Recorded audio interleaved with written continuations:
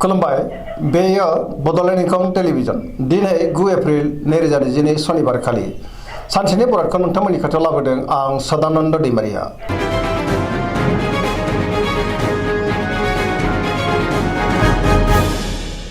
सिगां फरायनो लादों मेष राशि गिबि हांखो अ ल। दिनैनि साना मोजां आरो गाज्रिनि गेजेरजों बाबेनलांगोन। नेगेटिभ एनार्जिनि गोहोम गोग्लैनो हागौ। सुथुरा बांनो हागौ। सांग्रां जानांगोन। गुबुननि थाखाय गोबां खस्थ' मोननांनोबो हागौ। गोसोनि बोलोआ लोरबां जागोन। गुबुनजों थगायजानोबो हागौ। गोसोआव जिंगाया बांगोन। गोसोखौ दिनै जोबोर गुलुं गुजुं मोनगोन। मावनो लानाय खामानिखौ मावफुंनो हागोन। देहाया मोजाङै थागोन। रांखावरियाव मोजां नाथाय अब्लाबो नाङा फाङा खरसायाबो बांगोन। बेफार फालांगियाव मोजां होनजायो। गोबां आयबो जागोन। समाजाव मान मोनगोन। न'खराव दिनै बिसि फिसायनि गेजेराव अनलायनाय फैगोन। फिसाज्ला एबा फिसाजोनिफ्राय मोजां खौरां फैनोबो हागौ। बहाबा हान्थिनो एबा दावबायनो खाबु मोनगोन। लाइमोनफ्रा दिनै जोबोर रमान्टिक जागोन आरो गावबा गावनि गोसोनि साननायफोरखौबो फोरमायलायनो हागोन। फरायसाफ्रा फरायनायाव गोसो दुंखांगोन आरो मोजां फिथाइ मोननोबो हागोन।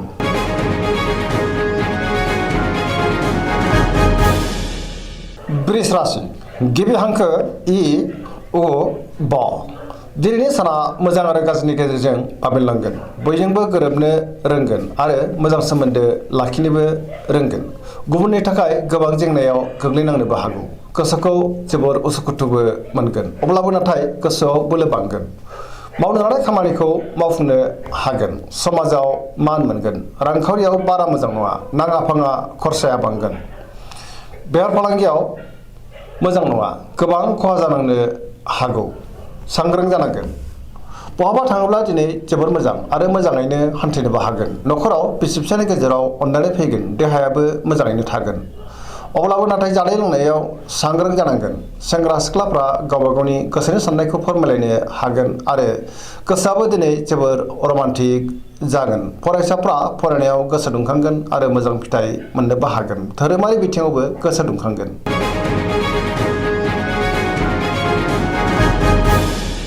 मिथुन राशि गिबि हांखो क स। दिनैनि साना जोबोर मोजां। मावनो लानाय खामानिखौ थि समावनो आरो गोरलैयैनो मावफुंनोबो हागोन। गोसोआव जोबोर गोजोननाय फैगोन। सिगांनि बबेबा जेंनाखौ दिनै गोरलैयैनो सुस्रांनो हागोन। गोसोखौ जोबोर गोख्रों मोनगोन। गोसोआव बोलो बांगोन। मावनो लानाय खामानिखौ थि समावनो आरो गोरलैयैनो मावफुंनोबो हागोन। सिगांनि आद्रा खामानिखौबो दिनै मावफुंनो हागोन। देहाया मोजाङैनो थागोन। रांखावरियाव मोजां गोबां धोन आरजिनोबो हागोन। बेफार फालांगियाव दिनै जोबोर मोजां मुलाम्फा मोननो हागोन। न'खराव बिसि फिसायनि गेजेराव अनलायनाय फैगोन। समाजावबो मान मोनगोन। सोरबा लोगोआ थोजासे हेफाजाब होगोन। सोरजोंबा बाख्नाय जानोबो हागौ। गुबुननि हेफाजाबखौ दिनै गोरलैयैनो मोननो हागोन। बहाबा थांनांगौब्ला दिनै जोबोर मोजां आरो मोजाङैनो हान्थिनोबो हागोन आरो खाबुबो मोनगोन। गोसोनि साननाया जाफुंगोन। गोसोआव गियाननि आंखाल जानाय नङा। लाइमोनफोरनि गोसोआ दिनै जोबोर रमान्टिक जागोन आरो गोसोनि साननायखौ फोरमायलायनोबो हागोन। फरायसाफ्रा फरायनायाव गोसो दुंखांगोन आरो मोजां फिथाइ मोनगोन। गोसोनि साननाय आरो लुबैनायफ्रा मोगथाङाव जाफुंगोन।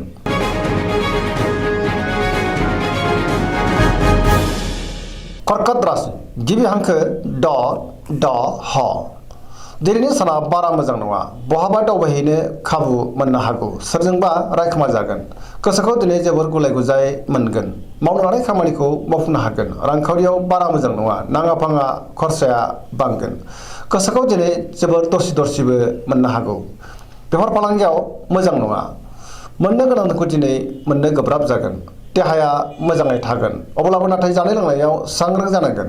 गुबुननि हेफाजाबखौ मोननो गोब्राब जागोन। गुबुननि गोसोखौ बोनो हानाय नङा। न'खराव बिसि फिसायनि गेजेराव अनलायनाय फैगोन। गोसोनि साननायफ्रा देबार नांगोन। मानिबा जाहोनाव गोबां खहा जानांनोबो हागौ। सांग्रां जानांगोन। समाजाव दिनै बयजोंबो गोरोबनानै थानो रोंगोन। अब्लाबो नाथाय नेगेटिभ एनार्जिनि गोहोमबो गोग्लैगोन। लाइमोनफ्रा जोबोर आला खाला जागोन।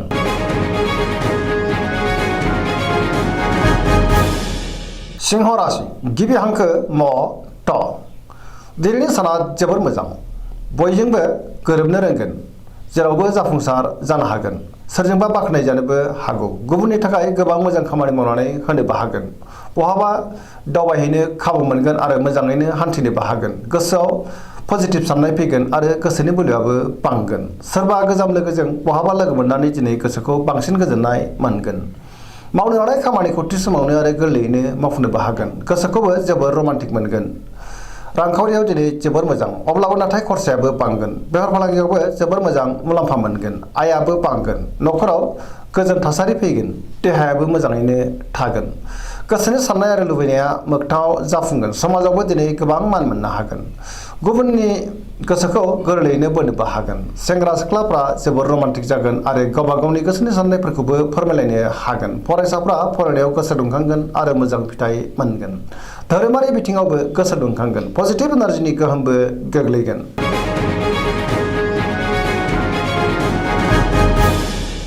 कन्या राशि गिबि हांखो प ट दिनैनि साना जोबोर मोजां बयजोंबो गोरोबनो रोंगोन मोनफ्रोमबो बिथिङाव गोसो दुंखांगोन गुबुनखौ फोथायनो हागोन सोरबा लोगोजों जोबोर मोजां मोनजागोन आरो बाख्नायनायबो मोनगोन गोसोनि साननाया मोगथाङाव जाफुंगोन रांखावरियाव दिनै जोबोर मोजां गोबां धोन आरजिनो हागोन बेफार फालांगियाव दिनै जोबोर मोजां मुलाम्फा मोननो हागोन सोरबा गोदान सुबुंजों बहाबा लोगो मोनज्लायनो हागौ न'खराव अनलायनाय फैगोन बयजोंबो अनसायजागोन गुबुननि हेफाजाबखौ दिनै थोजासे मोननो हागोन गोसोनि साननायखौ गुबुननो फोरमायनोबो हागोन फरायसाफ्रा फरायनायाव गोसो दुंखांगोन आरो मोजां फिथाइ मोनगोन लाइमोनफोरनि गोसोआ दिनै जोबोर रमान्टिक जागोन आरो गावबा गावनि गोसोनि साननायखौ फोरमायलायनोबो हागोन समाजाव गोबां मान मोनगोन देहायाबो मोजाङै थागोन गोसोनि बोलोआबो बांगोन गोसोनि साननाया मोगथाङाव जाफुंगोन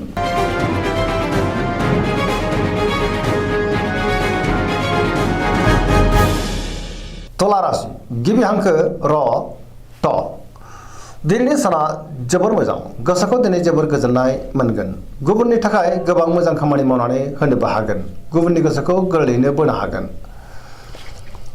बहानिफ्रायबा मोजां खौरां मोननोबो हागौ सोरजोंबा बाख्नाय जानोबो हागौ बहाबा दावबायहैनो खाबु मोनगोन आरो मोजाङैनो हान्थिनोबो हागोन गोसोखौ दिनै जोबोर रमान्टिक मोनगोन गोसोनि बोलोआ बांगोन गोसोनि साननायाबो दिनै मोगथाङाव जाफुंगोन सिगांनि बबेबा आद्रा खामानिखौबो दिनै मावफुंनो हागोन मावनो लानाय खामानिखौ मावफुंनो हागोन देहाया मोजाङै थागोन रांखावरियाव दिनै जोबोर मोजां मोननो गोनां धोनखौ मोननो हागोन आरजिनो धोनखौबो दोनथुमनो हागोन बेफार फालांगियावबो जोबोर मोजां होनजायो न'खराव बिसि फिसायनि गेजेराव अननानै फैगोन बिदा फंबायजों मोजां सोमोन्दो थागोन समाजावबो मान मोनगोन लिरनाय फरायनायाव दिनै जोबोर आखा फाखा जागोन फरायसाफ्रा फरायनायाव गोसो दुंखांगोन आरो मोजां फिथाइ मोनगोन लाइमोनफ्रा जोबोर रमान्टिक जागोन आरो गोसोनि साननायखौ फोरमायलायनोबो हागोन पजिटिभ एनार्जिनि गोहोमबो गोग्लैगोन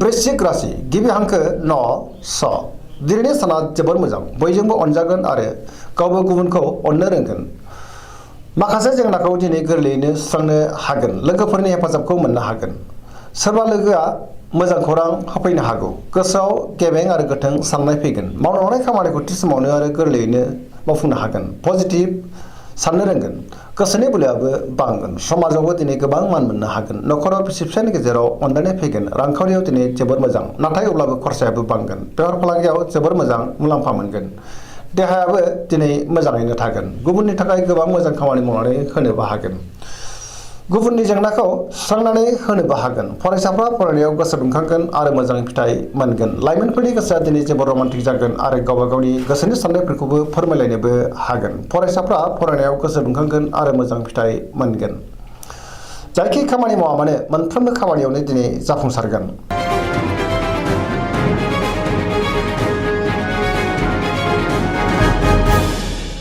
धनु राशि गिबि हांखो ढ फ भ दिनैनि साना जोबोर मोजां गोसोनि साननाय आरो लुबैनायफ्रा मोगथाङाव जाफुंगोन समाजावबो दिनै गोबां लोगो लेवा बांगोन गोसोआव मोजां आरो गोथों साननाय फैगोन गेबें साननो रोंगोन पजिटिभ एनार्जिनि गोहोमबो गोग्लैगोन सोरजोंबा गोबां अनसायजागोन आरो बाख्नाय जानोबो हागौ गोसोनि बोलोआबो बांगोन धोरोमारि बिथिङावबो दिनै गोसो दुंखांगोन मावनो लानाय खामानिखौ थि समावनो आरो गोरलैयैनो मावफुंनोबो हागोन सिगांनि बबेबा आद्रा खामानियाबो दिनै मावफुंजागोन रांखावरियाव दिनै जोबोर मोजां नाथाय अब्लाबो खरसायाबो बांगोन मोननो गोनांखौबो दिनै मोननो हागोन बेफार फालांगियावबो दिनै जोबोर मोजां मुलाम्फा मोनगोन देहायाबो मोजाङै थागोन नखराव बिसि फिसानि गेजेराव अनलायनाय फैगोन बिमा बिफानि अननाय आरो बोरखौ मोननो हागोन गुबुना खहा खालामनो नाजायोब्लाबो खहा खालामनो हानाय नङा लाइमोनफ्रा जोबोर रमान्टिक जागोन आरो गावबा गावनि गोसोनि साननायफोरखौबो फोरमायलायनो हागोन फरायसाफ्रा फरायनायाव गोसो दुंखांगोन आरो मोजां फिथाइ मोनगोन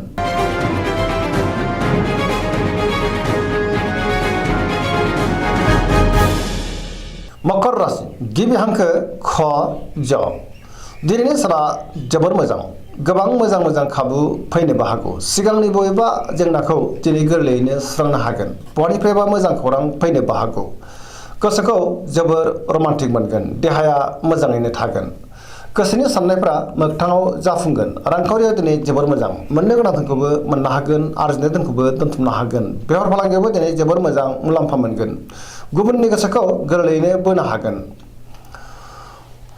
मावनो लानाय खामानिखौ थि समावनो आरो गोरलैयैनो मावफुंनो हागोन पजिटिभ एनार्जिनि गोहोम गोग्लैगोन लाइमोनफ्रा बहानिफ्रायबा मोजां खौरां मोननो हागौ आरो गोसोनि साननायफोरखौ फोरमायलायनोबो हागोन फरायसाफ्रा फरायनायाव गोसो दुंखांगोन आरो मोजां फिथाइ मोनगोन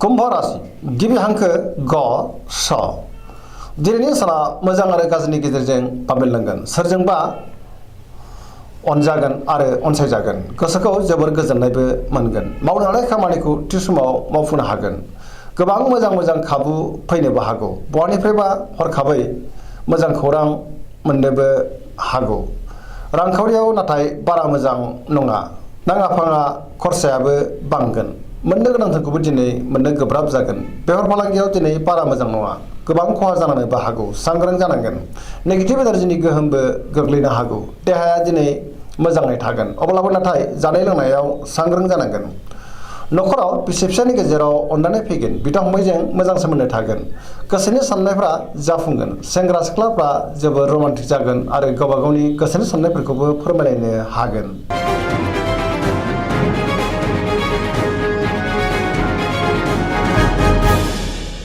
मीन राशि गिबि हांखो ड स दिनैनि साना जोबोर मोजां मोनफ्रोमबो बिथिङाव सांग्रां जानो रोंगोन गोबां मोजां खाबु फैनोबो हागौ गोसोखौबो जोबोर गोजोननाय मोनगोन गोसोनि बोलोआ बांगोन देहायाबो दिनै मोजाङैनो थागोन रांखावरियाव जोबोर मोजां गोबां धोन आरजिनो हागोन आयाबो बांगोन मोननो गोनां धोनखौ मोननो हागोन बेफार फालांगियाव दिनै जोबोर मोजां मुलाम्फा मोनगोन नखराव बिसि फिसानि गेजेराव अनलायनाय फैगोन गुबुननि थाखाय गोबां मोजां खामानि मावनानै होनोबो हागोन गोसोनि बोलोआ बांगोन गोसोआव जोबोर पजिटिभ साननाय फैगोन लाइमोनफ्रा जोबोर रमान्टिक जागोन आरो गावबा गावनि गोसोनि साननायखौ फोरमायलायनोबो हागोन पजिटिभ एनार्जिनि गोहोमबो गोग्लैगोन गोसोनि साननाय आरो लुबैनायफ्रा दिनै मोगथाङाव जाफुंगोन सरासनस्रायै दिनै साना जोबोर मोजां आरो मोजाङैनो बारग'लांगोन दिनैनि राशि फरायनाया एसेनोसै जोबनायाव बेखौनो खावलायो जाहाथे नोंथांमोना सानफ्रोमबो जोंनि बे बड'लेण्ड इंखं टेलिभिजनखौ नायबाय थायो आरो साबस्क्राइब खालामो लोगोसे लाइक खालामो आरो शेयार खालामो एसेनोसै गोजोन्थों